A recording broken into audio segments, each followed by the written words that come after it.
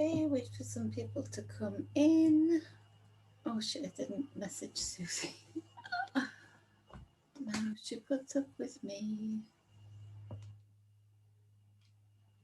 So glad she did and does.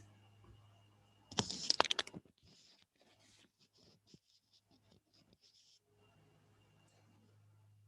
some breathing space. I will get an introduction sorted and I will work out how to do an introduction. Hey Peter, my brother, coming to the rescue. Here he is on YouTube chat. If you've seen this on Facebook, come over to the YouTube and subscribe there and look at the other socials, please. And also follow up those other socials to help me build this. David Coombs, my brother, and I have the maelstrom. So dramatic, that word. Hey to you, I. Hi, I'm Peter. Intro, he says. Funny. He's so funny. Aye. Will this I do? Ask you for ID to see this ID.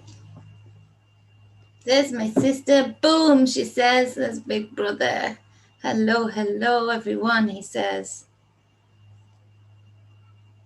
Elder Barry and Susie Q. Be good and they won't torture you. Okay, so this is a writing on the wall. And it is, I think, going to be a few-parter. I'm not even going to put a limit onto how many parts. I'm going to see what I get through with it today. It's more of a reflection of the past to be able to see what's going on in the now. And talking more about as well the history loop that we've been in, the time loop that Wayne has mentioned quite a few times. And that time loop being absolutely and completely manufactured on the factory line that keeps us in this perpetual same lesson, different characters all of the time. And two haven't liked yet. Come on, man, says Peter. Yeah, come on. So, I'll share the screen. Do you want to share the screen yet?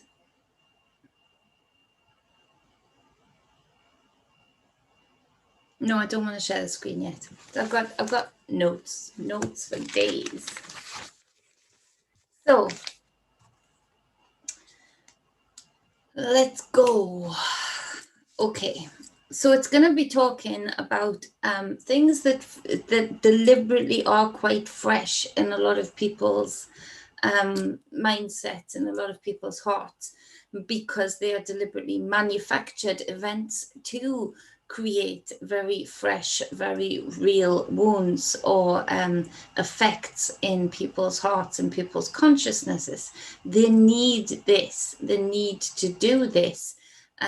Because I feel that energetically, as far as an energy worker, energy healer, I feel energetically that there are times and spaces, and I'm going to get our 9/11 friend back on again, but there are times and spaces where they deliberately do these real deliberate acts that almost freeze energy in time, and they freeze the consciousness and the wounds of the people involved or affected by these events, such as 9/11 in that period of time, in that moment in time.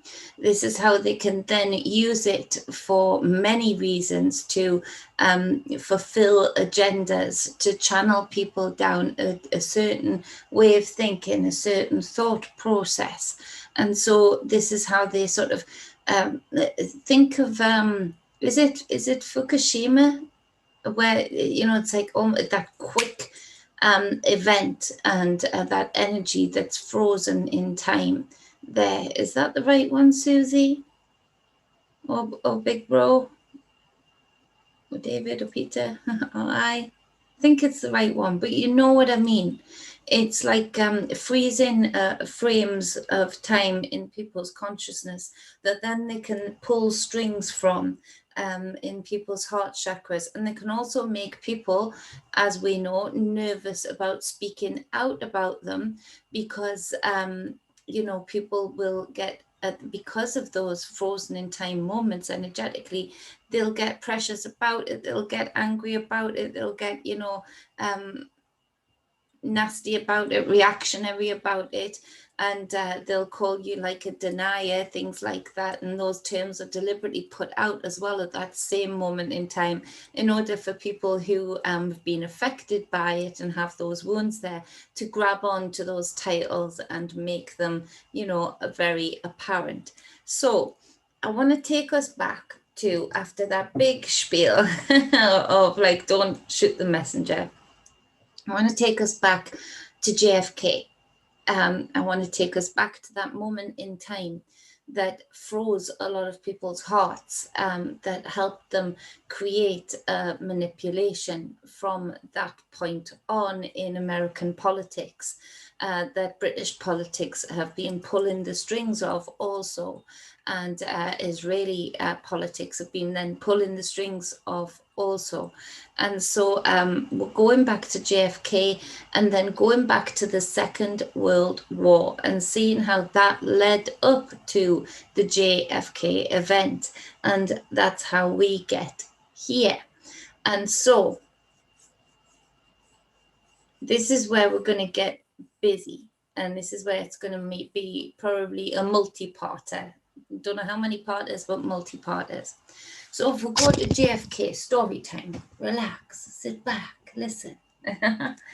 So JFK, there's 8 shooters, yeah? So there's 8 shooters, it was said, in the Daily Plaza. I hope I'm saying that right, on November the 22nd, 1963. Key dates. And so witnesses saw 6 of them, but there were 8 riflemen. So those witnesses being Arnold Rowland, Richard Randolph Carr, Lee Bowers, Amos Hewins, Mary Mormon. Now they very accurately described those 6 shooters. They noticed them, but we knew there was another 2, or we know now there was another 2 that weren't seen. And so giving precise descriptions of the 6 also managed to hide the 2 very much in people's consciousness that were hidden. Now, the night before that time that many people's hearts were frozen in time, in that tragic moment that was so brutal for all to see, knowing that all would see, you know, through it being televised and on the radio for all to hear, and for many people who were gathered there to see in real time such a brutal murder. That does freeze that, and he was supposedly a well-loved president. And so this is where it very much does freeze people in that moment of time. And this was an agenda to get him out of the way for sure. But also it's distractionary because everybody, of course, is focused on seeing such a brutal murder, such a brutal event, never mind an event that was then televised for such a prominent man. So the night before, 20 men gathered at the home of E.H. Harriman. And so he was the US first industrial giant in railroads. Of the 19th century, he turned to Rockefeller for finance. So that was that marriage, that link, that business marriage established. The railroads being a huge thing, you know, opening up so many routes of business and quickening business and deliveries.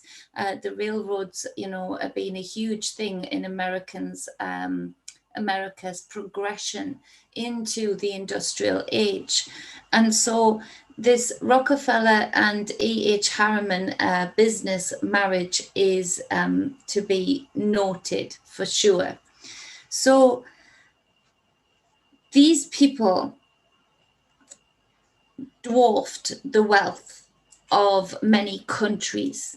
So to put it in perspective, these people, these beings, let's say, because I don't believe they are the same species as the Rockefellers anyway,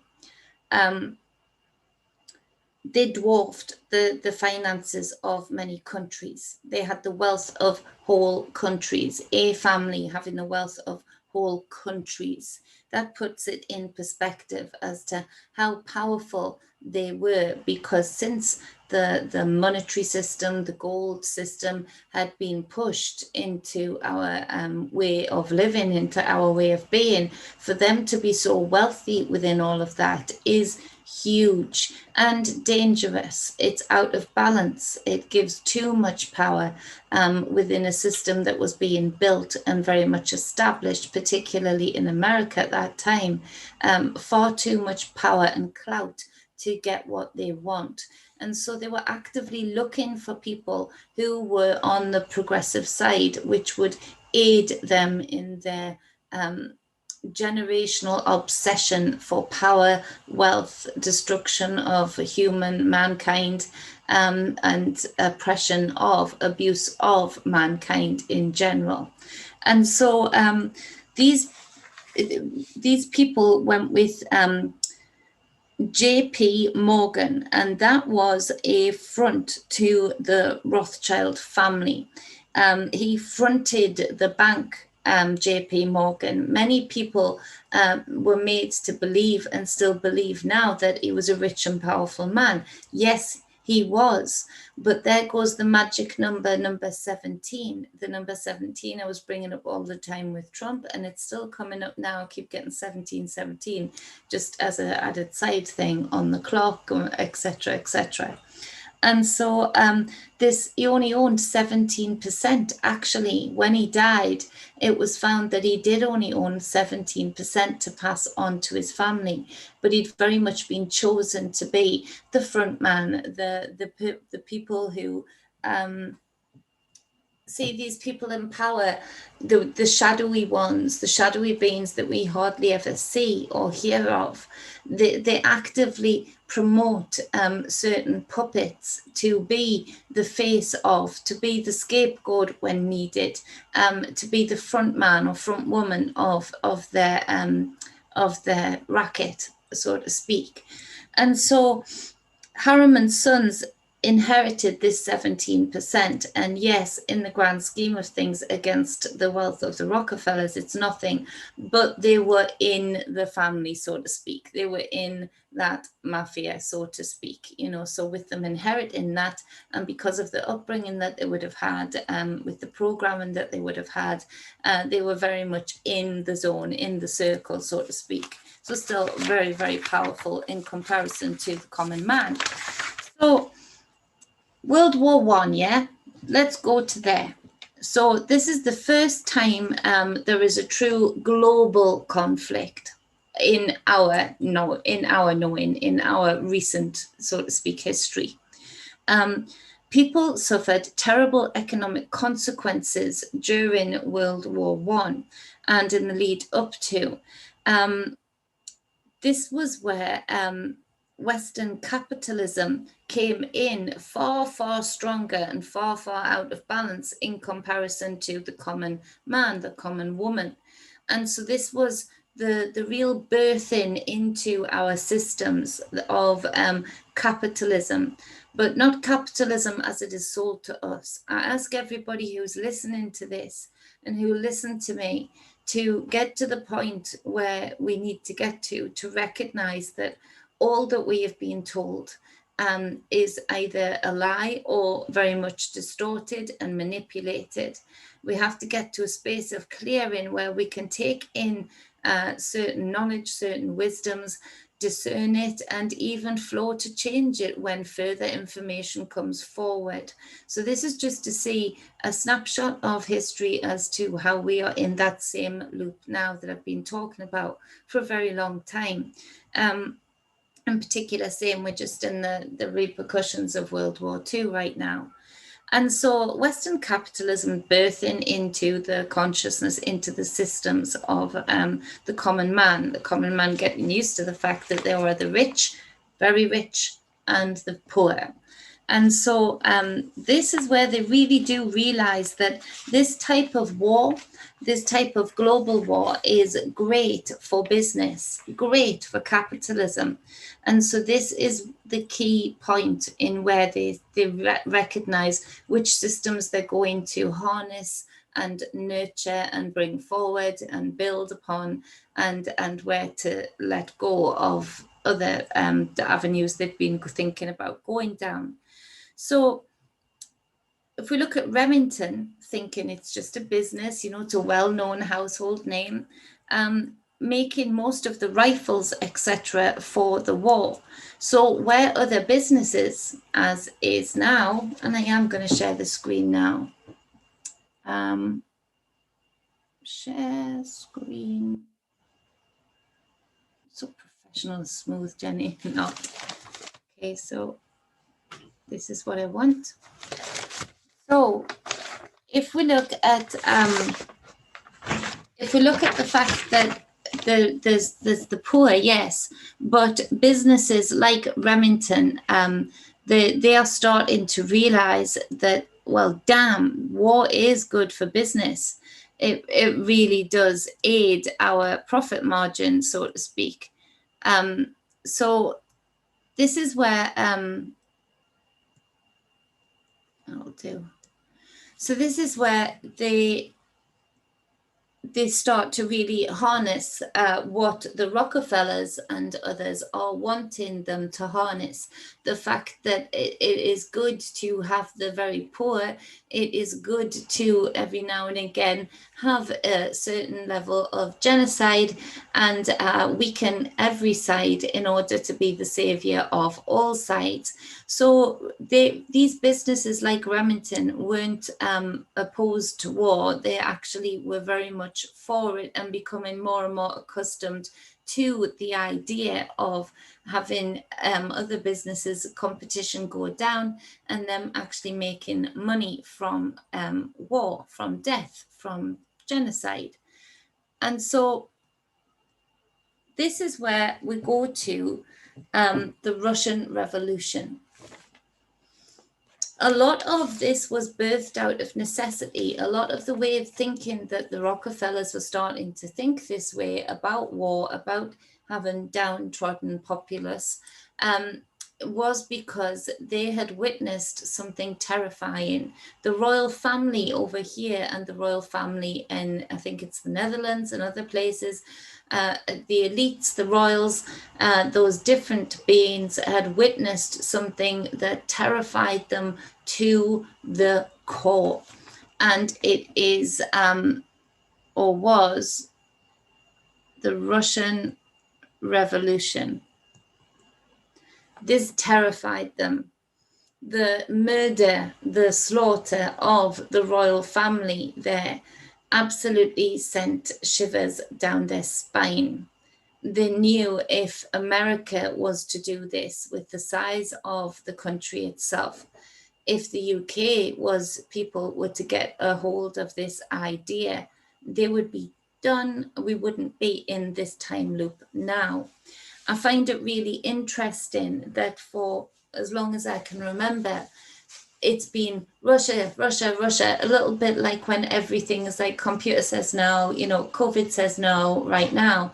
There's a correlation to that everything that is corrupt, it is Russia. Now, I am not defending Russian politics at all or the actions of it. I'm just saying it's a very handy distraction, and that distraction was actually birthed not from what they say it was, but the revolution, the power of the people. And so this terrifying them, Lenin and Trotsky, I think that is, were taking over a huge amount of land. Land is so important to power, which is why we see the likes of Gates and Soros buying up huge amounts of land. It's why we see the CCP buying up huge amounts of land, key land too. So this was another terrifying factor. They didn't want their people to do the same.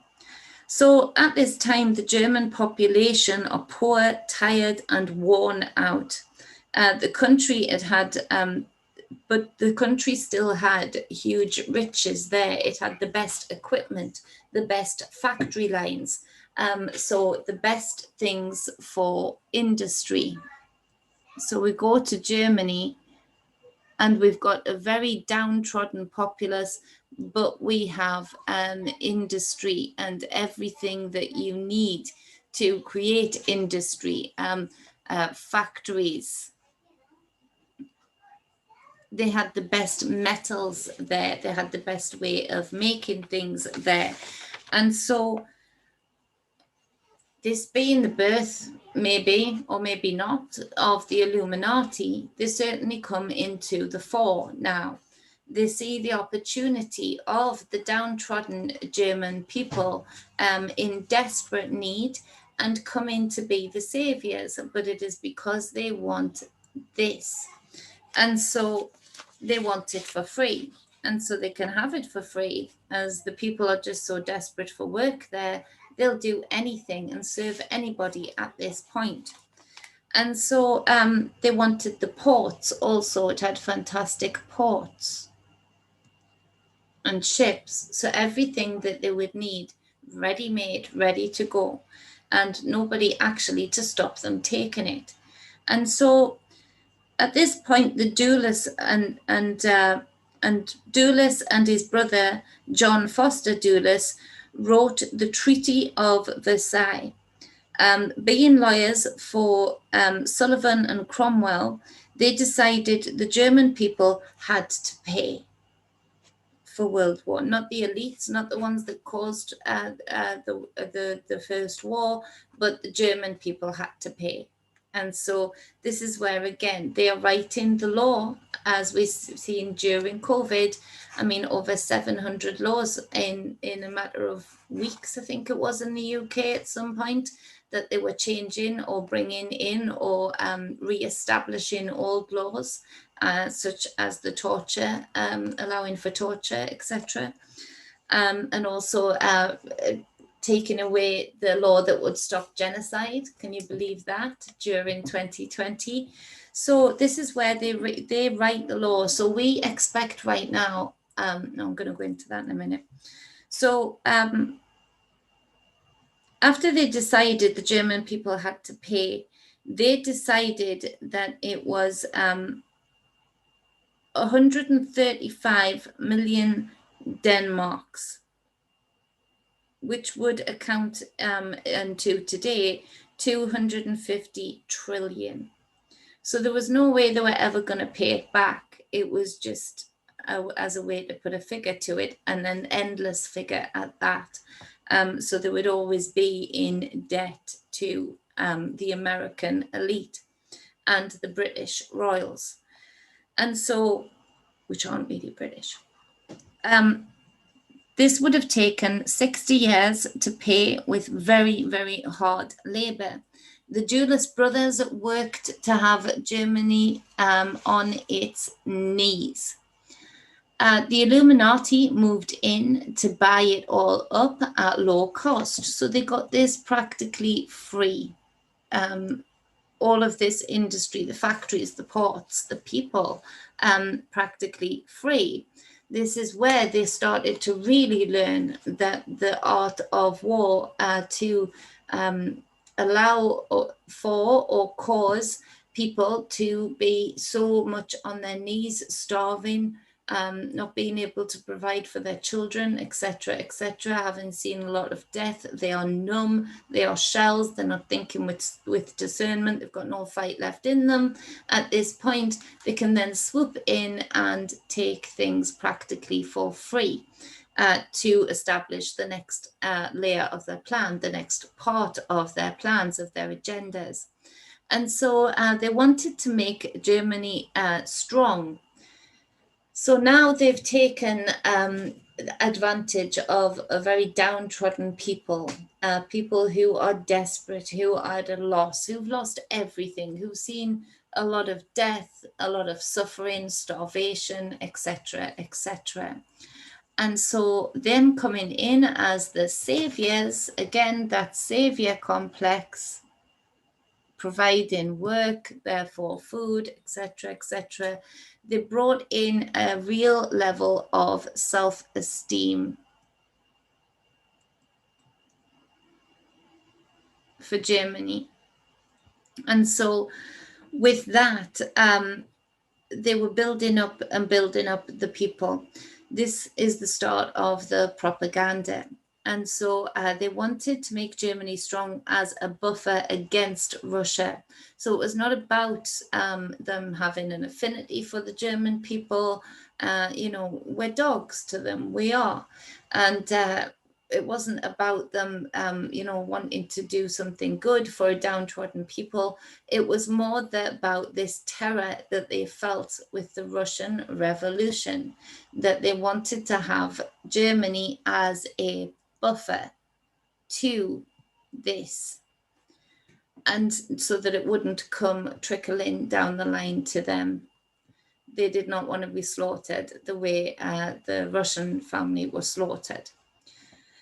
So they started to use words, again, propaganda coming in. Now, you know the word bolshy, we use it over here. Oh, she's so bolshy. Oh, he's so bolshy.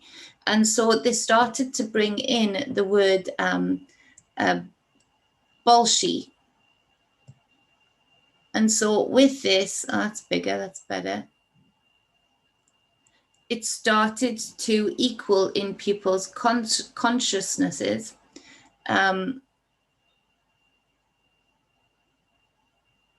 Bolshevik. And then we had Bolshevism,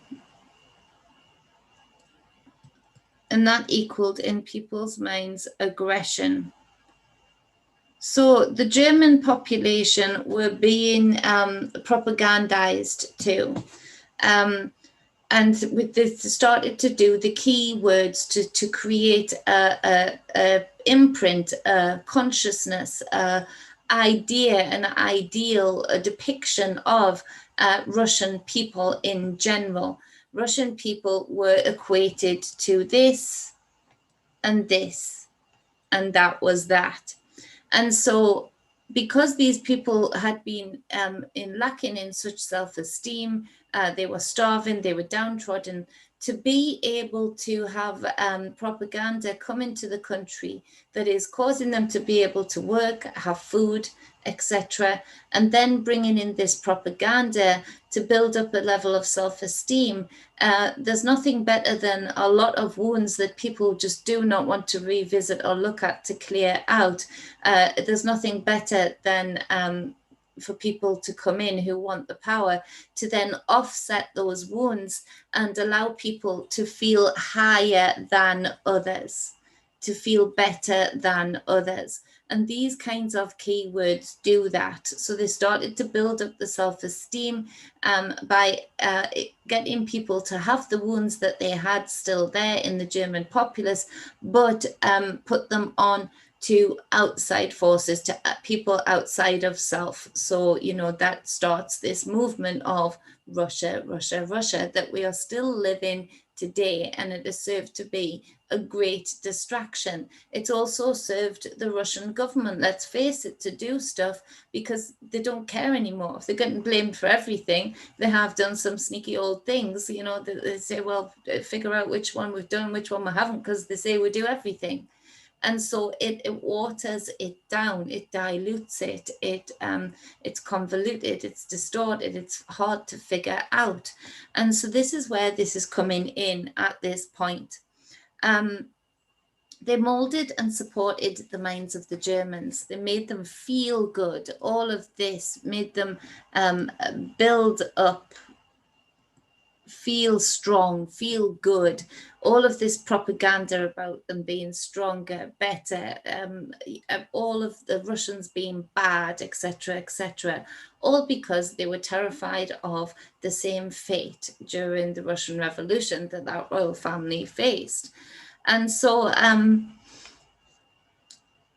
they finally found enter the star, the savior, Hitler. They found the key person to be the pin-up guy, so to speak, of this new sense of self, of this new sense of self-esteem, of this new sense of pride that they were starting to feel.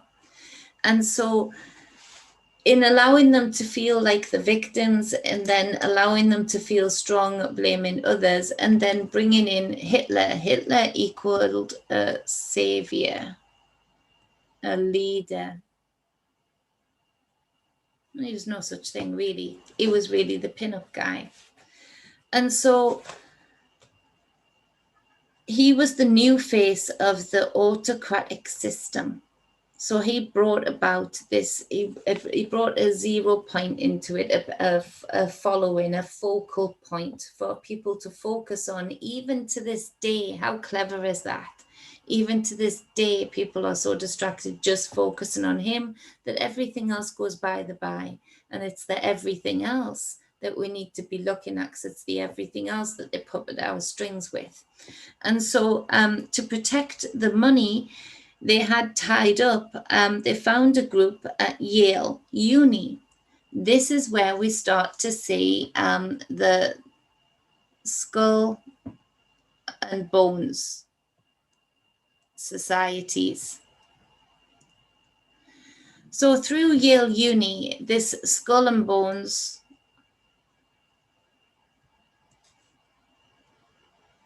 was used and facilitated to create this secret movement within the American government. And so they were getting them young, molding their minds. You know, these kids at that uni had already been programmed, very much so, being from certain prominent families, to feel better than, greater than, etc., etc. And so the Skull and Bones Society 322 at Yale was established in 1833. So with General Williams Huntington Russell and Alfonso Taft.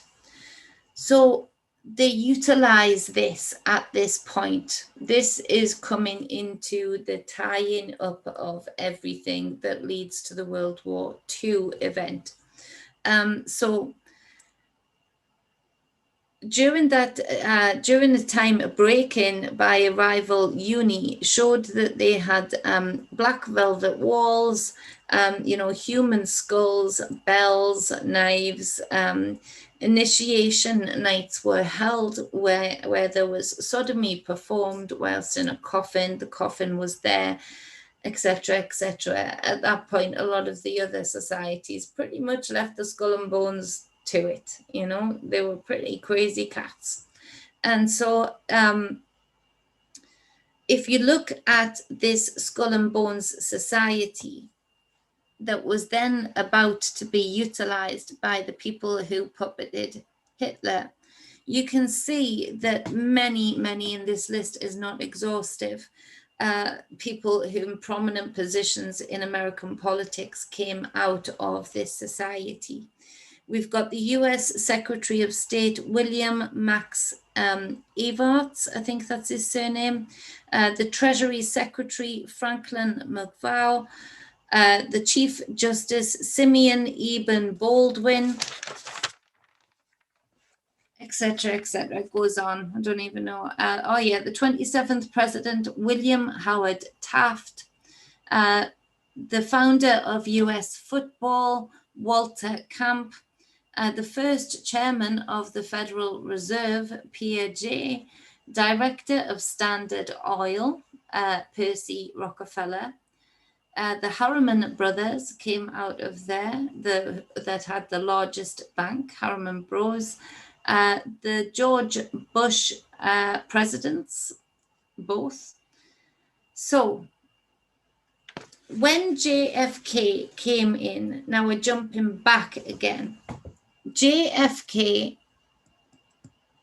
was surrounded by Skull and Bones Society members, of which I don't think he was one at all. He was surrounded by what were called the Bonesmen, which is a bit of a sick joke because they were boning each other in a coffin, let's face it.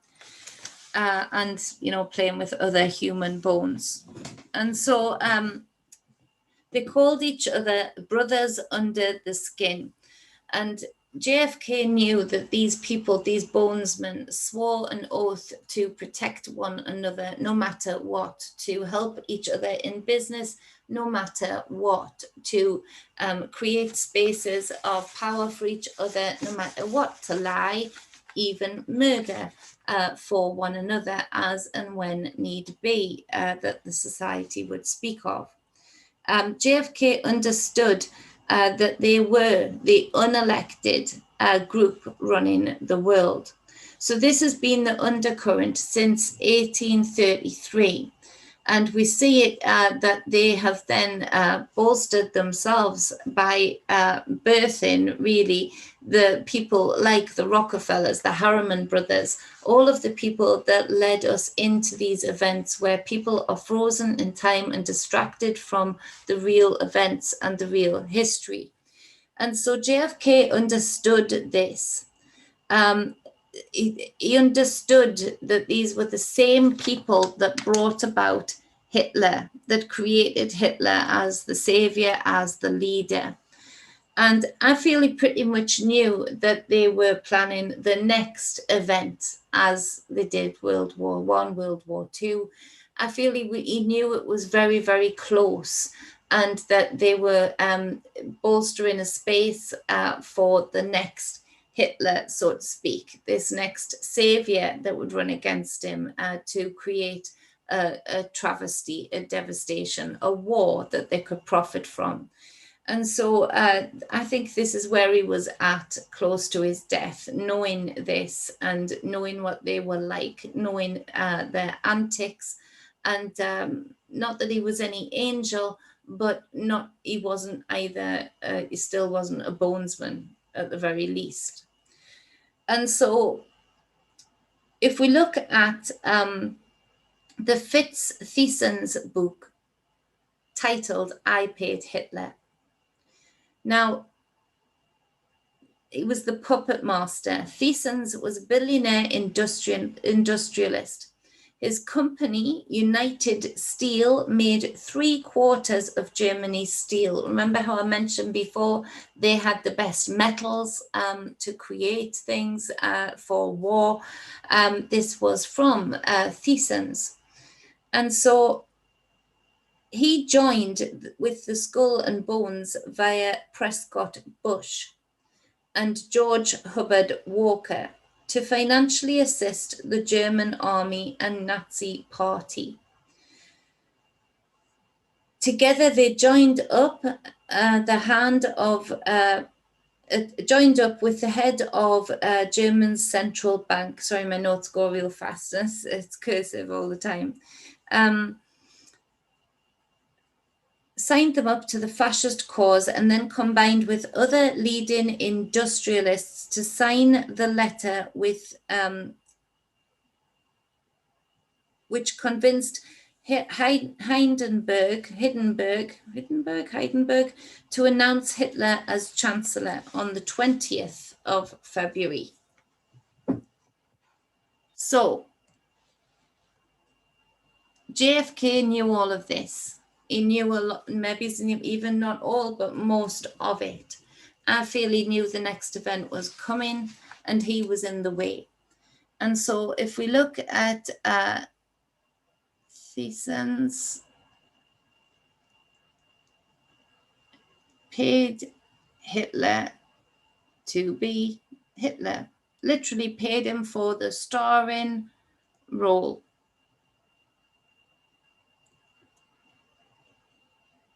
Hitler being a narcissist, an artist, wanting the attention that he'd been trying to get all of his life for his art, was quite happy to take said starring role. And very much like the stars of today, they drugged him up. They made sure that he was going to be doing as he was told. And so, but in the consciousness of people, because of the stain, all of that death and torture put upon the people for those that went through it and witnessed it, that stain has us only focused on him and not many knowing about him. Thyssen's the person who helped pay for him and helped pay and garner the financial support of big bankers and lead industrialists to, don't die. 1 second, I'll plug it in. It's Google error. And so this is where we see that together they joined with the head of blah, blah, blah, blah, I've said all of that. Hitler was named Chancellor on the 20th of February, 1933. There we go with the 33 too. If anybody had looked at the postal address of where all of this went down, the postal address of the Nazi party, you would have seen it's 39. Check me up on this, please. I'm begging you. Broadway, Manhattan,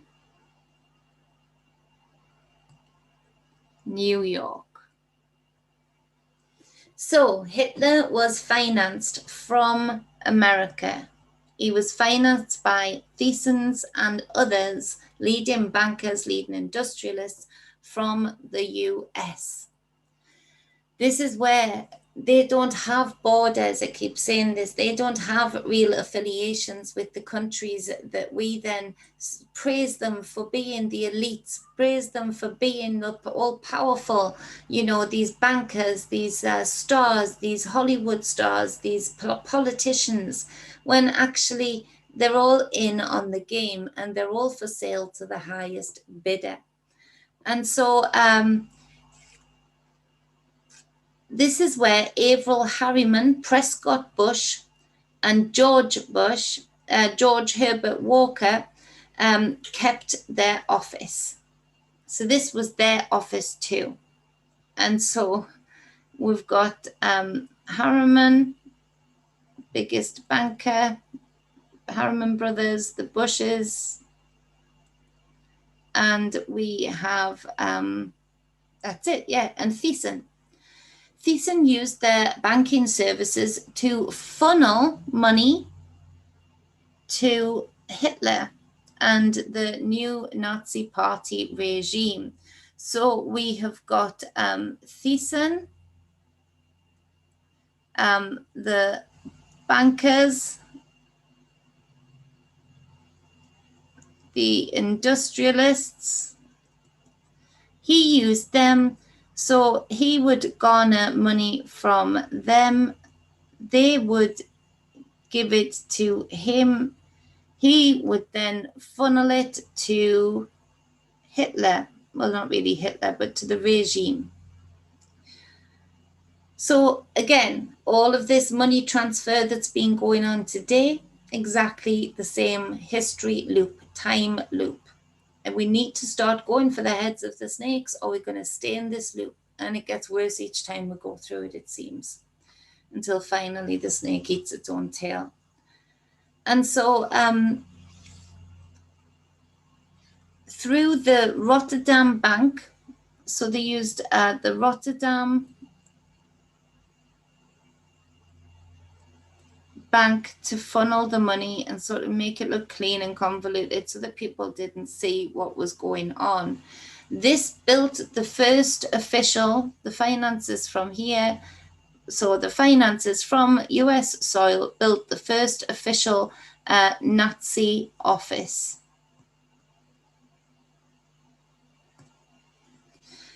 The first headquarters.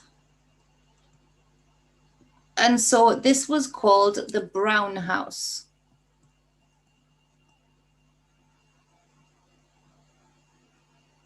If you can understand that right. With the assistance of Thiessen, a family lawyer, Thiessen's family lawyer, Alan Dulles, coming into the picture again, and Dutch bankers. And so this is where Dulles was involved too, but he is the industrialist that was of the main part of this, with the railroads. Meanwhile, the Nazi party and army had swallowed the lie that Hitler was the hero. So just like every other army, the normal men serving, the normal women serving, who had been put on their knees and then built up, given food, given work, being built up, and they have this savior come in. And so he is the savior. So, very much like today's politics, he garners their full attention. And to them, it looks like he has accomplished so much with next to nothing, because there he is building these offices, getting the factory lines moving, when really it was all Thiessen and his cronies behind the scenes. Hitler was nothing. He was a front man. He was the pin-up boy. And so, and the joke of it is, the same money, the same things, the same money that was built in those offices is then the same money that goes to the rifleman Remington, who then goes to shoot US soldiers, UK soldiers, and many others in the heads and various other places. How sick is that? And so we go then on to, and I hope I'm not losing people's interest. I'll not keep it on too much longer. As I said, this will be a few-parter. So Hitler's main investment coming from the US, also aided by London's Sir Montague. So here comes in London, having to be in on the action. With Sir Montague, Norman, he would be called Norman, who was connected with Bush and Walker through the merger of Harriman and Brown brothers, which is why it was called the Brown House, who traded in London as Brown Brothers Shipley. So that Brown Brothers Shipley, the trade name, brought all of them together and in connection with one another. And so this is how London is getting their tendrils into the finances of building up the Nazi party, along with the elites and industrialists and bankers of the US. And so they are the ones that they built the ships, so it was very easy for them to be able to bring in money, clothes and whatnot. So again, just like the army of normal people looking to save Hitler for the savior, the UK people were very unaware that it was slaves that allowed them to, at the time, be dressing well. The slaves making the clothing, collecting the cotton from the US.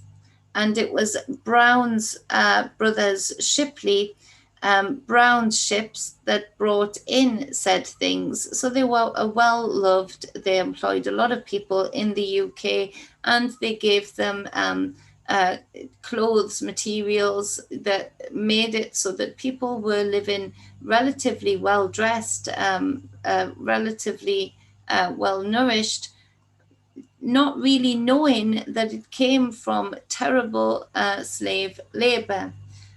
So this is where people are against each other, because all of a sudden when things blow up, it's like, well, you were happy to wear those clothes.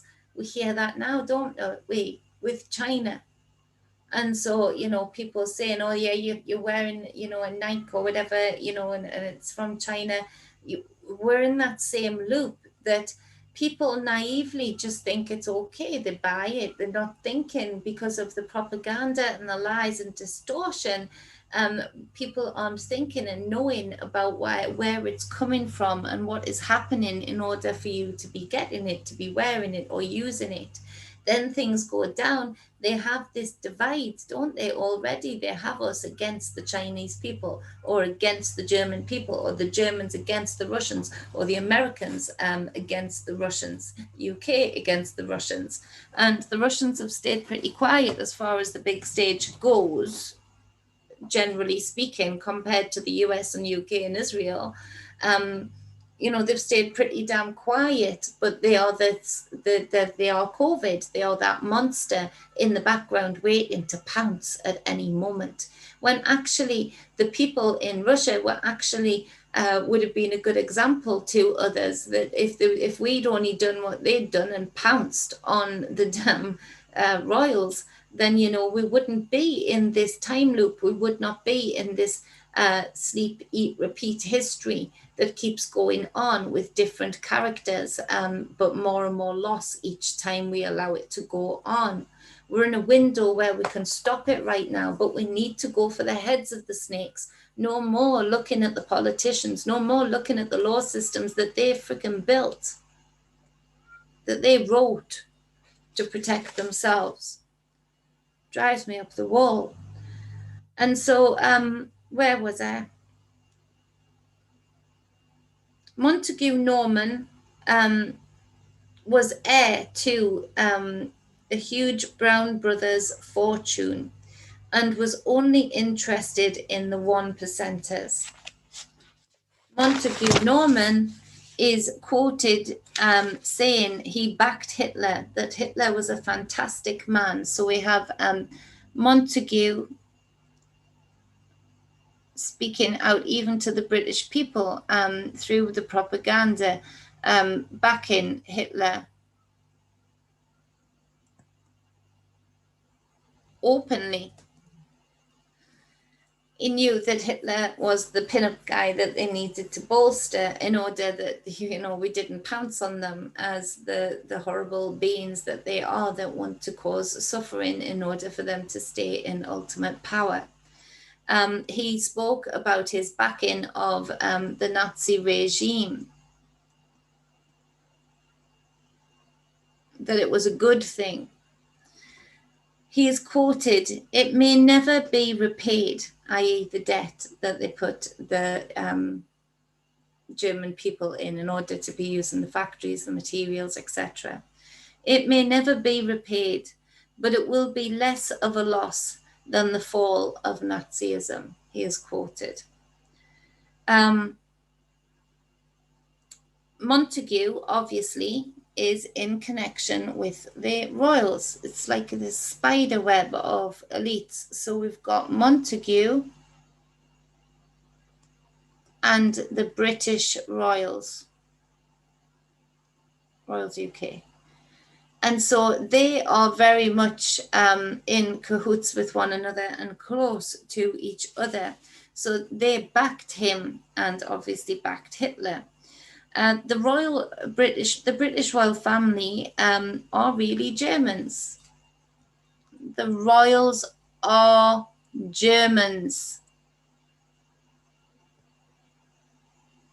If I hear another psychic or anybody else praising these people or mourning the loss of these beings, let's not even say people, they actually do not have a right to the throne.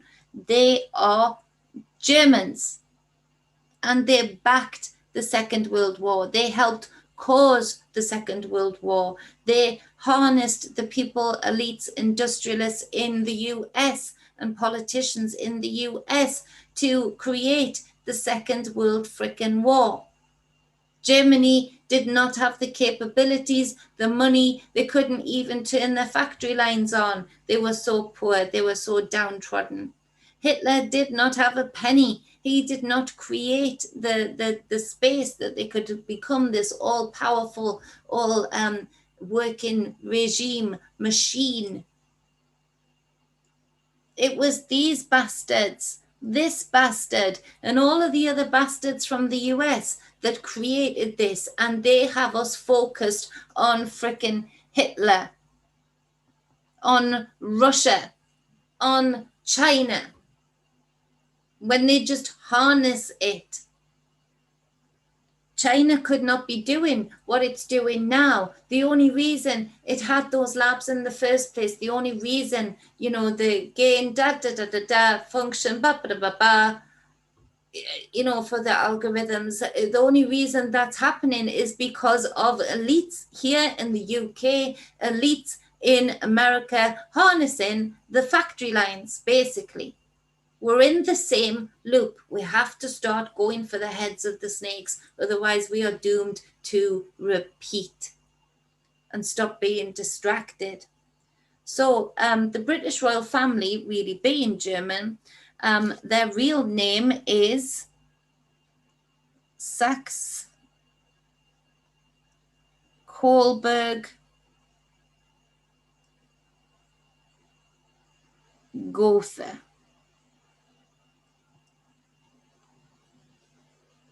They changed it to Windsor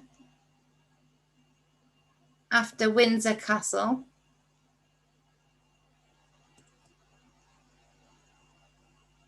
In order for the British people to not go after them after the Second World War, because they knew what was going to happen. They knew what they were creating. So they changed their name. What are they doing right now? They relabel, repackage, rename, bang. Different person, different product, nothing to see here kind of thing. And people are so exhausted, so broken after the Second World War, they're not going to go digging. They're not even going to be remembering this. Or if they do, it'll be like it is now. The few of us against the asleep, the downtrodden, the oppressed. Same loop. And so we see this. They laugh at us. They laugh at us not looking at them as the heads of the snakes. We see Prince Harry, dressing up as a Nazi soldier on many occasions. We have many quotes of Prince Philip being both very racist and speaking like a Nazi. We have quotes of him over and over again. So he's the Duke of Edinburgh's brother, Duke of Edinburgh's brother was, get this, the head of Nazi SS party.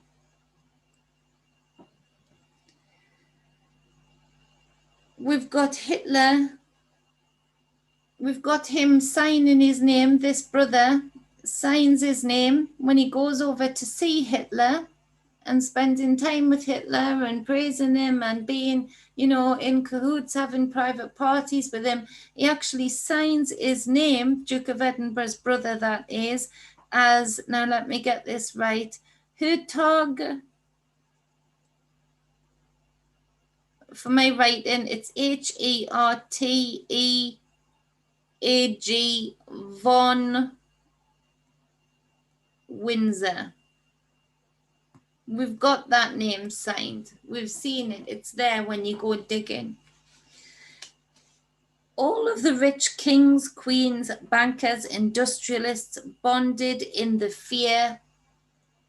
So they had us fearing each other. They had us divided. We had nothing to fight about, really. They were all bonded in fear.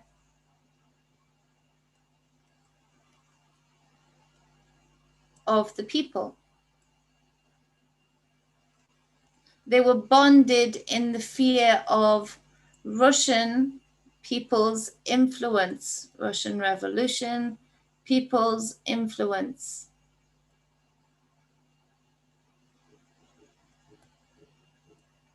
And once again, we fell for it. So, looking at the Nazi investment again, we've got Thyssen, that bastard there. We've got the Brown Bros, based from the UK, Harriman. Brown Bros Harriman, sorry. And we have Montague from the UK, Montague Norman. Axel Venegrin.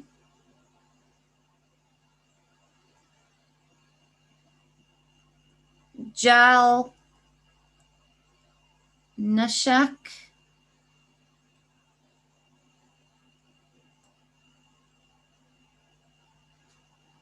Now this one is Carter, am I right in? Vedouz, I think that's how you pronounce it. Vedouz.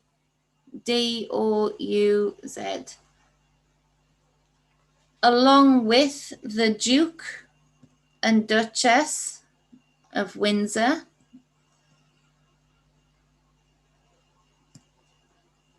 We've got the Julius brothers.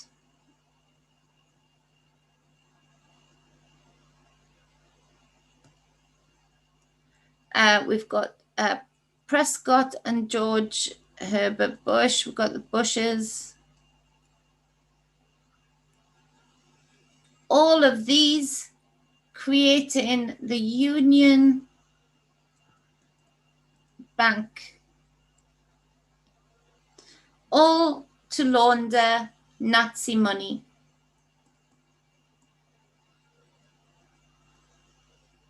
So they were taken from the people, the taxes, etc. All of that time to fund the very thing that then they were going to make our people, my granddad, go and fight against. My granddad had paid taxes in order to go and risk his life, to watch his comrades be shot in the head, to watch them get gangrene in the trenches, to suffer his own torture for longer in the Japanese prisoner of war camp because he allowed others to go free where he'd managed to find an escape.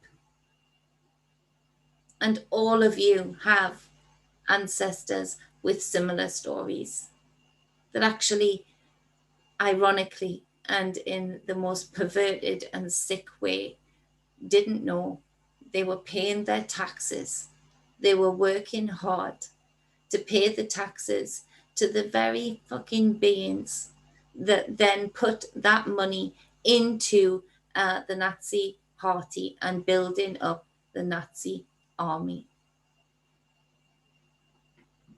Sick. So that was stage one. Complete. Stage two was a plan between all of those people, equaled a plan to overthrow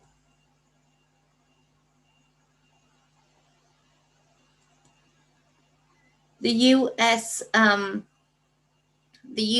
president and impose a fascist state on the US. That was the second stage, the second plan. So they raised money from the rich in the US society, like I just said. Raise money, US rich, in order to attack the US. You look at brands like Colgate, people still use now. Bird's Eye,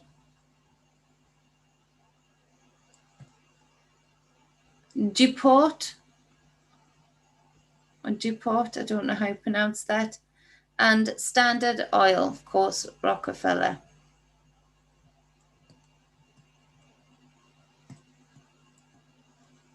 Rockefeller.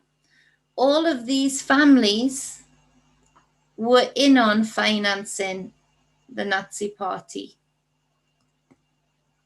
Well, propagandizing and having the love of the US people, being family names. These families that were so family orientated that employed people's families members, and people then paying their money for their products for it to then go towards killing their loved ones and themselves, maybe. Sick. So this was all to finance the overthrowing of the government and Franklin Roosevelt. US president. Now, they made a mistake at this stage, and this is where they are not infallible. This is where we have got this window of opportunity right now. Their mistake, their biggest mistake, was choosing the wrong guy next. They chose to go with Major General. Now let me get this right because it seems like he was a fabulous guy. Smedley. I didn't know about this guy, but reading up on him, I thought, wow. So they approached Major General Smedley. Smedley Donaldson Butler. Now, this guy ended up to be the most democratic-minded person who actually genuinely had an adoration for the people that he served, for his US people, for the people of the US, for the people of America. He actually loved the idea of what America could be and what America already really was in his heart. And so they approached the wrong man. They didn't know that anybody genuinely felt like this, but he was apparently a majorly decorated and majorly accomplished Major General. That he was fabulous, actually, when you read up on him. Medals for days. And so he actually tricked them. He allowed them to tell the secrets of what their plans were to overthrow America, to make it a fascist state. He got enough information out of them that when he knew the major players,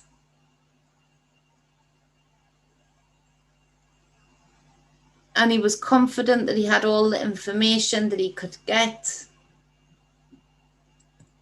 intel, he then approached the president. Now, unfortunately, FDR, Franklin, he feared the power too much. He feared Colgate, he feared Bird's Eye, he feared Standard Oil, he feared the DuPont.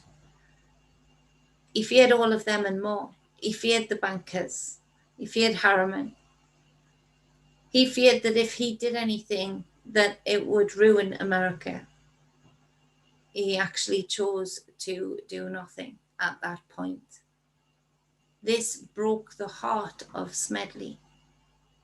Smedley could not believe this. He was apparently irate, could not believe what he was seeing. That America was being attacked from within, sound like anything? And the president didn't do anything or chose to do nothing because of the perceived power of these families, of this, cartel.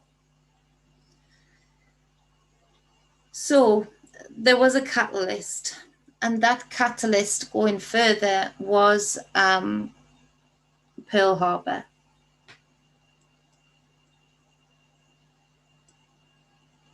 Pearl Harbor in December 7th,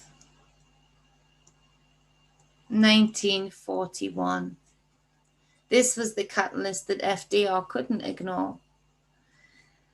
So the attack on Pearl Harbor by the Japanese pushed FDR into taking action and seized the assets, such as the Union Bank, which again, if you remember, was the bank that Bush, Walker, Harriman Bros had financed Thyssen in order for Thyssen to finance the Nazi Party. So this bolsters the information that I've just given before there, that this was happening, this really happened. He brought in the Trade-in with the Enemy Act that I think, as far as I can see, still stands today.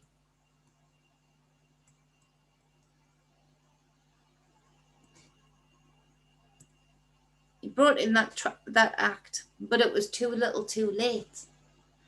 He'd allowed these people to build up the Nazi Party. I think he knew. I do. I think he knew that he was in fear. He felt he couldn't do much anyway. Instead, he should have raised the American army against these people. He should have tried them for treason against their own people. Trading with the enemy quite literally, but he didn't. And so this too little too late action led to the World War II that we know, to the stories that we all know from the loved ones that were there, that witnessed it, that went through it. Due to the US businessmen funding of the Nazi Party, the Hitler regime, it was very strong at this point. The president of AT&T, Sosthenes Ben, I think that's how you pronounce it, who flew when war was declared to give the Nazi regime the latest, he flew over there, to give the Nazi regime the latest state-of-the-art telephone communications. So still, at this point, when this had happened and war was very, very evident, AT&T, a well-known American name, flew over to give them the telephones that they needed in order to be able to be a very efficient army, to the point where they had the likes of, what's his name? The British guy. They've just brought out a £50. Oh, I'm so sorry, I've forgotten his name. To crack the code. They had codes, and it was through the telephoning system that they had and the radio systems that they had from AT&T that they were even able to do this. And so at that point, during this time when Americans, British, are already dying at the hands of the Nazi Party, as well as many, many more, Ford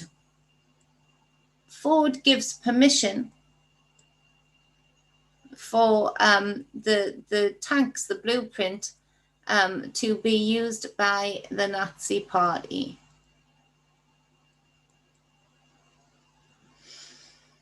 To use the same engine that rolled over Americans, British, and others alike. Ford.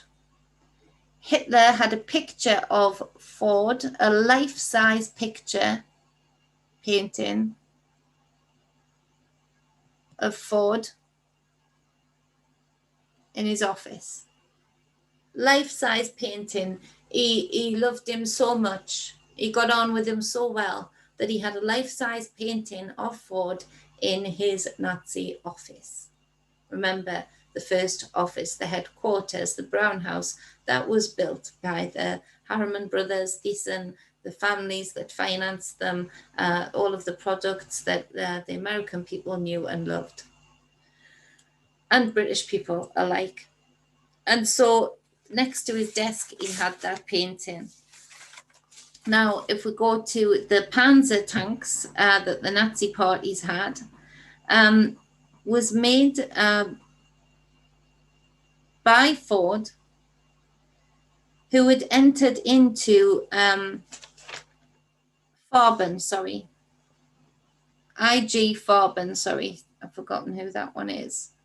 Who entered into a cartel anyway with Rockefellers and Standard Oil. This was known by the US president also, well known. This is documented that he knew about this cartel that had been set up between the Rockefeller, Standard Oil, IG Farben, and the building of these tanks, in particular the Panzer Nazi tanks. I hope I'm pronouncing that right. The Nazi war machine was an American with the support of the royal family and the likes of Montague. The Nazi war machine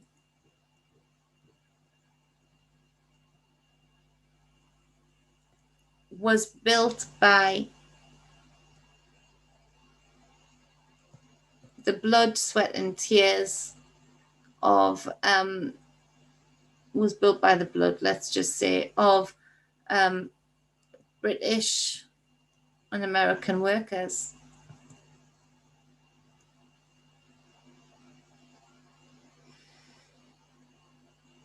People, normal people.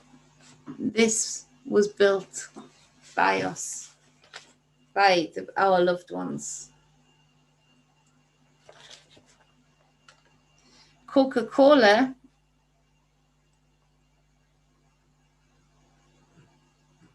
if we look at Coca-Cola, Coca-Cola sold billions of soft drinks to the Nazi army. Apparently, they used to wrap it up in towels, wet towels, fly it up in the air when they were in the hot desert type places. And the towel would turn to a block of ice. They would take it down, smash it open, and have ice cold cans of cola before they went into battle. Good sugar rush for them before they went into battle.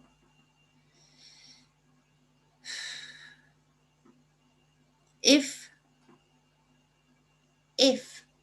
any of our leaders, the same people generations down that are here leading us, oppressing us today, controlling our movements during this whole gestational spell that we've been through today, if any one of them had actually been in willingness to serve the people that they say they served, that they were paid to serve, either by people actually buying their products and having loyalty towards them, or people paying back their debt to the banks, or people in fact voting them into office. They could have grounded the whole Nazi party, every Nazi plane, because the flow of, it was the flow of imported supply of tetraethyl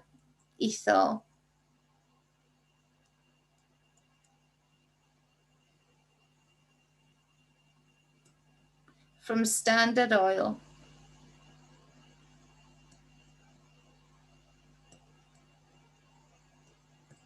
that these planes needed.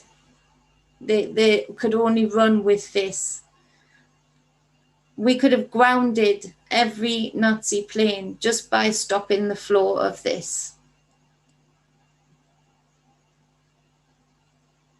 The war would have been over just by stopping the flow of that. Of course, they didn't want the war to be over. And that's what people have got to get through their minds now, because we are in the same loop now. Slightly different characters, same game plan, same blueprint, same tragedies. And we're going to see the realities of those tragedies if we don't wake the fuck up and start looking at the heads of the snakes, rather than being distracted like children by politicians who are the puppeteers of these shadowy beings in the shadows. There is no way this royal family should even be able to set on British soil without it being in a cell. It's not even their throne. There should be no throne.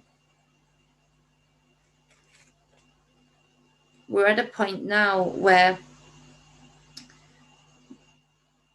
this tetraethyl, it was an additive to the planes that they needed. Rockefeller Standard Oil made it and kept the flow via Sweden.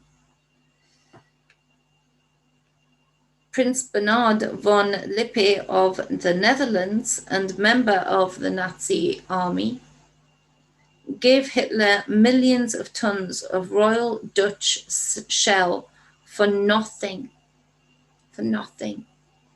fueling the invading forces of the Nazis through their own country. Yeah.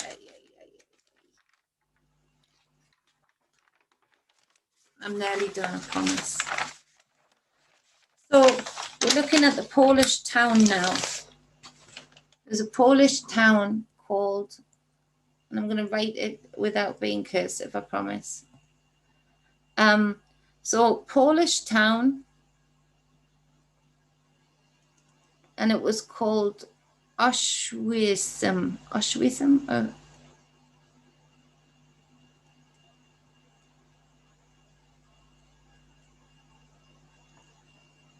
Now, it was just a small town, sleepy town, but it was very rich in minerals, in particular coal. Mineral and coal rich, like rich soil. So the fascist financiers thought to use this town, it would reduce their costs. So they couldn't just leave this sleepy town alone, could they? No. They wanted the minerals out of it. They wanted the coal out of it for free. They didn't want to pay for it with their trillions, with them billions, or whatever it was that they had. And so it was during this time they also thought to steal the gold watches, teeth, gold teeth, jewelry, etc. from the Jewish corpses, to melt them down into gold ingots. The British bank vaults for the people of this town, their teeth, their wedding rings, their jewelry, their watches. British banks still have, to this day, the gold. People will hold that gold, and if they don't know, they will never dream that it could be made up of somebody's tooth, somebody's watch, somebody's wedding ring, somebody's locket, somebody's brooch. These gold ingots still have the Nazi swastika on them in the British banks right now. Melted down up these people's, from this sleepy Polish town, these people's watches, jewelry, etc., teeth. It's sick. It's sick. So Walker was used to running slaves, of course. He ran them very well in the US because he was the one who funneled then the clothing, the cotton, the material from those slave workers through Brown's Shipley in order to send it to the likes of the places of the UK. So they harnessed his abilities of being able to run slaves real well for this sleepy town. And so he said, yeah, great, fine, I'm good at this. Let me at them. So then he goes over to, he was supplying at the same time German troops with brand new Thompson machine guns. Walker took over the running of the camps. this is where they decided they didn't like pronouncing this. They didn't like calling the town that they'd pillaged and raped the name that it was given by its people, by its real people. So this is where it was born, from this, because they didn't like pronouncing this. Neither do I, but I respect that it was the name. Auschwitz.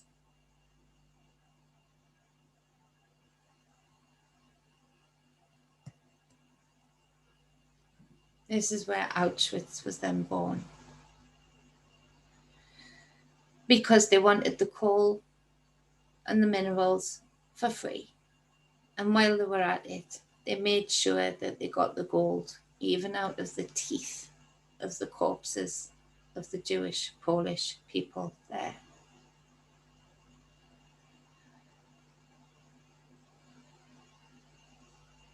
Because of slave labor, Auschwitz was a US business invested in by Europe leaders.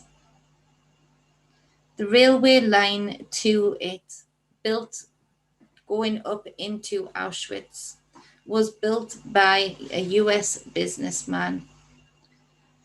Due to slave labor, this made obscene profits and has built them up to the families that they are today, that are helping to oppress us today. The likes of which Prescott, Sheldon, Bush could place all of that money then into the dynasty that is the Bush family dynasty, that has ruined American lives while looking all shiny and new as political figures, killed so many others in other countries while looking all shiny and new. The money that put them there, that gave them the money to be the family that they are, was aided by this. The terrible deaths of the Jewish Polish people, the slave labor, the railways that then could be created in the US, all coming from a business called Auschwitz. So the Dutch intel agent at this point leaked to the press that prominent Jewish men, this was, the two prominent Jewish men, Kurt Julius Goldstein, their names deserve to be known, Kurt Julius Goldstein, and Peter, what have I written there? Gringold. Brought it to the attention of what was happening in Auschwitz and how money was finding its way back to the US via the torture of the people there.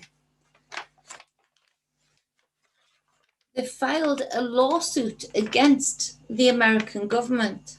They filed a lawsuit against the American president, and it went completely unreported. Sounds real familiar, doesn't it? So looking at this, I'll stop this and see if I've still got anybody listening. Might not have. Is anyone still there? Are you still here? I think. Phew! Didn't bore you too much. Well, it shouldn't be boring. It's a travesty. So because of this, if you look at it now, they're just basically doing the same history loop. We have these elites that we allow them to control the government. We need to release ourselves from any knowledge that we feel what government is, what government does. Because since before World War II, it has very much been established that government is led by the churches and the government being led by industrialists now. And this is the new cycle that they are trying to bring us into, genetically modifying us into. And so the same eugenesis that was going on within World War II, the same experimentation that was going on within World War II, we are living the fruits of it now. It has been going on in Canada. I said about the bones coming up to the surface. That has happened, where they've been testing all of these kinds of things, how to control us, Big Pharma, MK Ultra, through that. They build up these ridiculous political figures, Boris, Trump, Theresa May, Biden, all of these ridiculous divisional tools that are still going on today, and too many are still falling for it. These are to be negated out of the story now. We need to look to the very same people, the very same banking families, the very same industrialists that have birthed the generation of eugenicists that we are living with now. Gates, Soros, the likes. It is disgusting that there is anything even remotely like a royal family this day and age.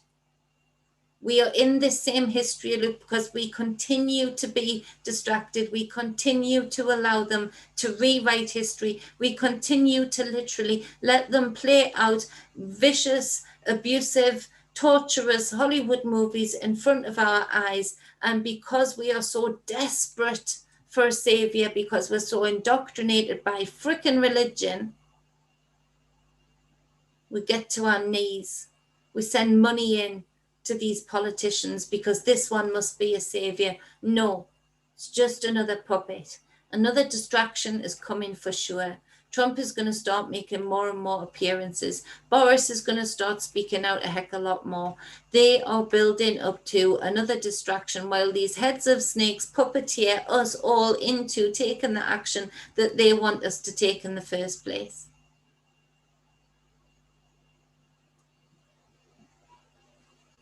So there's that. I'm going to have a look at the chat and see what you guys are saying.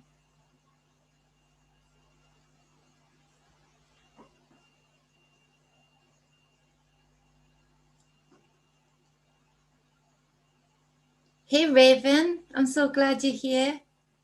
Raven says Sam Walton was in charge of internet camps. I'm going to just put them on the screen so that people can see. Internet camps. Walmart, the modern version was DARPA, programmed to establish distribution center and research delivery and shipping for military. Exactly. Those chips under the skin as well that DARPA have been playing with for the longest time. People think we're crazy when we're talking about that. Hell no.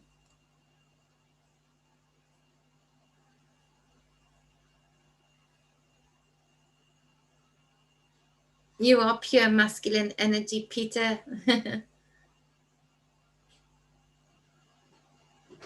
They are hurting your brothers and sisters. Hey, baby. Awara, Mara, Pinala. Sorry if I've butchered your name there. I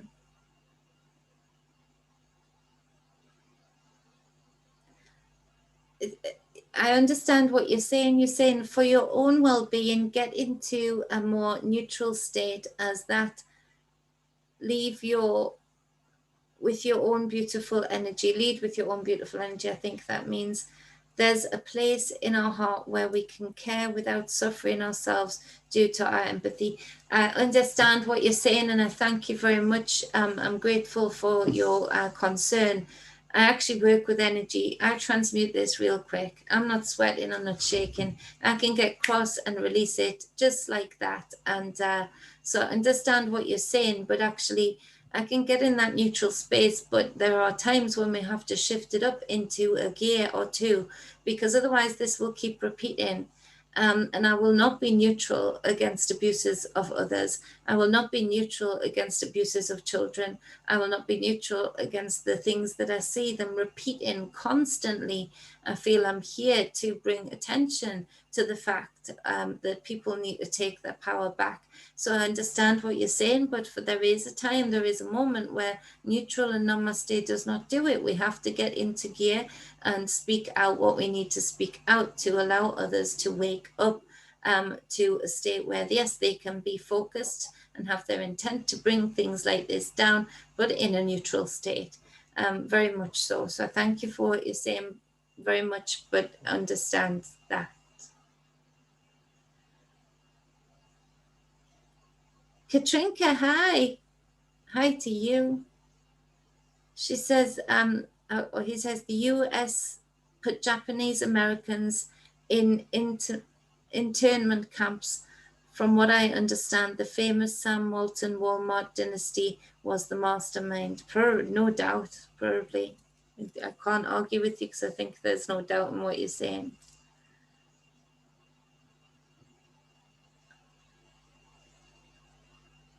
Thank you so much. You'll have to spell out how I'm to pronounce your name. Awara. Awara. I think that's right. Oh, thank you so much. I really do appreciate you. It was a bit of a waffle. That's what they say. It'll be a multi-parter. They're working lattice work behind our backs and put these people in front of us to have us so distracted. And I can see it coming in America again. I can see it coming in the UK. They even had the UK fooled, between the trusting plans and stuff. So it's coming, and so we do need to do what we can do to get people to not be enrolled in that game without them consciously knowing what they're enrolling into, because it's going to affect us all if they do. It is disgusting, Peter. It's disgusting to think, where is it? Hold on 1 second.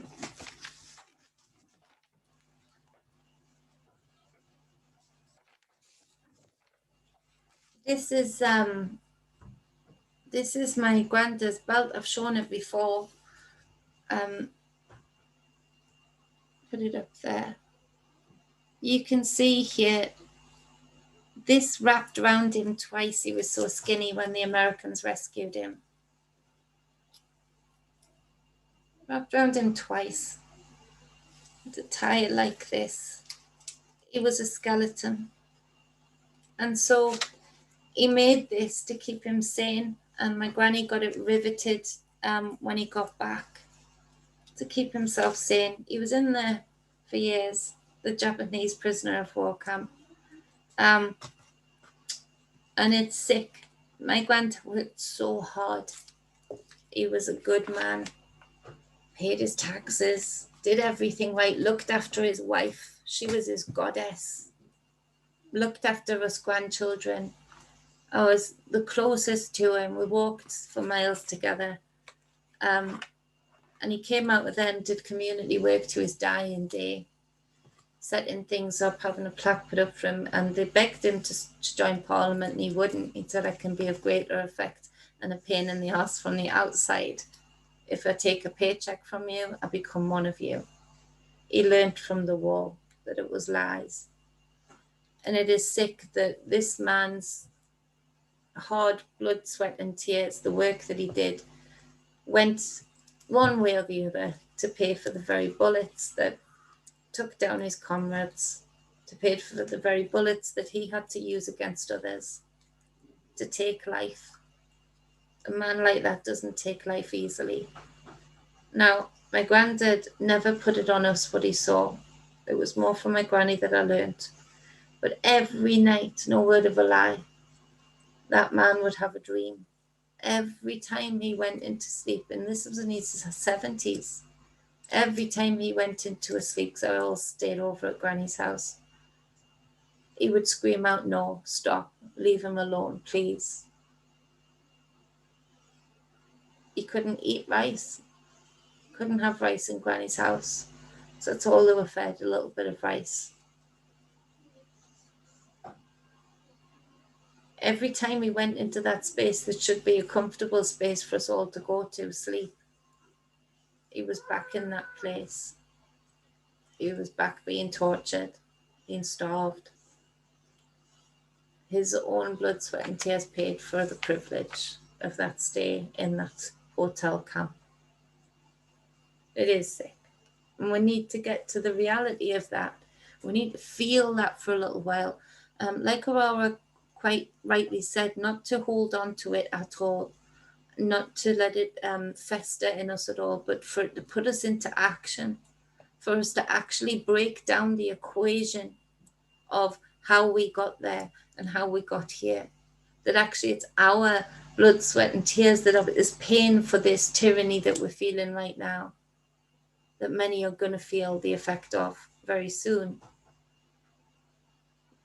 It is our neglect to not look past the tail of the snake and not be focused on the heads of the snakes, that those children in Canada, those Native children, continued to be abused and tortured. Through our complacency and apathy is how we keep going into this loop, and it has to stop. And I know we can stop it. Why can't we be the generation that breaks the chains, that breaks the sins of the fathers, that releases that higher consciousness, that releases that higher connection to others, to the nature, to the realm that we are in, to the mother, reconnecting with that mother energy, the real ruler of this realm.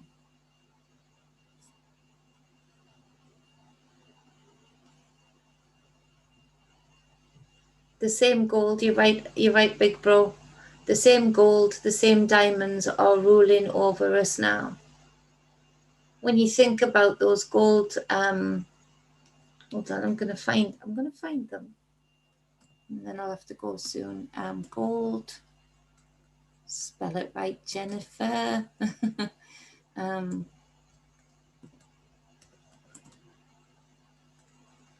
Gold. Sorry, 1 second.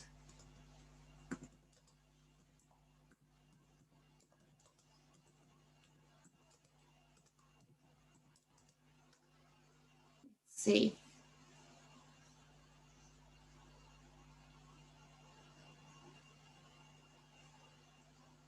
So if I share the screen, share. So let's see. This type of gold, I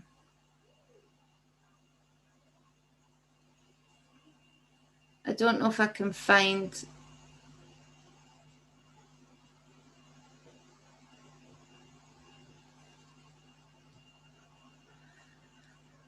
I don't think this is one of them. But if you look at that gold and realize that that gold is made up of people's belongings, look at that. People's belongings, people's teeth, people's wedding rings, people's watches and brooches. We've got to see we've got to get indignant about this, We've got to get focused about this, to see the heads of the snakes, to see that this is not right. And it cannot be allowed to continue. Can't. Raven says Prescott Bush with Kellogg, Brown and Root made hundreds of millions selling the supplies during the war. No treason or charges, not got fined, got 1 million. Wow. Well, that's right, Raven, because the president didn't, he could have charged each and every one of those ones that I mentioned for treason, and never mind just arrested and tried. He could have had them for treason on many counts, and stopped the war there and then, and he didn't. You know, so could have Clinton, so could have Obama, you know, so could have Trump. Biden can't spell his name, but you know, the people behind him, they're not for us. They never ever were. ever. Boris, Tony Blair, they all could have stopped it. They don't want to. They're being paid by them.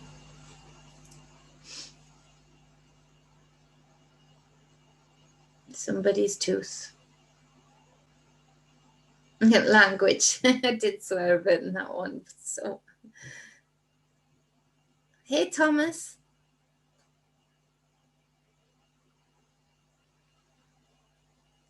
Hey, Ona.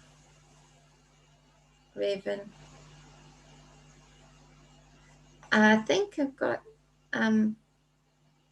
Raven says Adolf was a Red Shield bastard son from his mother that was the house servant. Hitler also attended Duke's funeral in England in 80s. Photos with royal family, his cousins. Wow. Oh, absolutely family. The Rothschilds married into the British family. I've got to do a video on that. They deliberately collapsed, and this was part of me researching this bit. They deliberately collapsed the British pound, the empire, and everybody sold in their bonds out of desperation. No, they built it up, and everybody sold their bonds. And then they crashed the market. So everybody was on their knees, but having sold their bonds. The Rothschilds came in and bought up all of those bonds. At that point, they had the market, absolutely. And so then they were a threat to the royal family. The royal family made a deal to allow them to marry into the royal family. So not only are they German, but also they are against their own rules, against the own British rules of who is allowed to be a royal family on 2 counts. They are not supposed to be sitting on that throne right now because there is Rothschild blood, Red Shield blood in them. Hey, Brandy.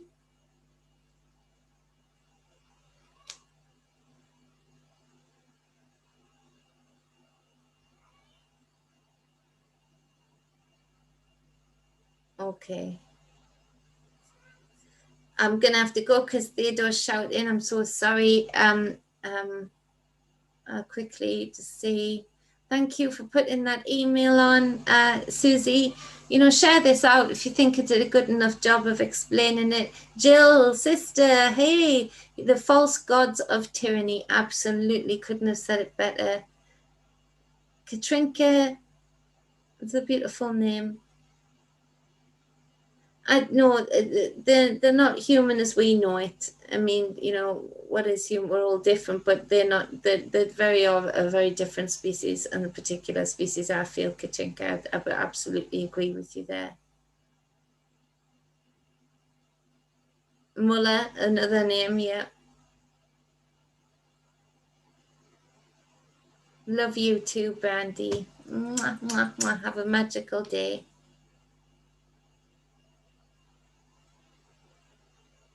Yep, no shackles for them. They're still around today in Canada. No shackles for them. They're still doing it. They're the biggest.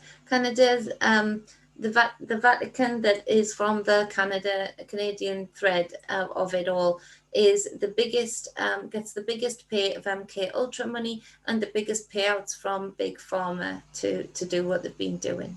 So I'll have to go because little one's shouting, Posy, hey, mwah. Love you all, appreciate you all. Please share it out, and I'll see you again real soon. Much love, balance, and wholeness. Breathe this out, but get focused. Let people know when they're starting to get distracted by the same old bullshit, no matter how real it looks, that no, there is no other savior but us to say no. We're looking at the head of the snake. Love you all. You know what, as well, you put a bag over the head of a snake, it can't do much. So we take out all of these political figures, i.e. take them out from our consciousness. Don't let them have the energy, the loosh that they want, the distraction that they want. All of a sudden, the heads have to come out. They have to peek out and see what's going on. I'm going to slip a bag over there. I love you all. I'm coming, baby.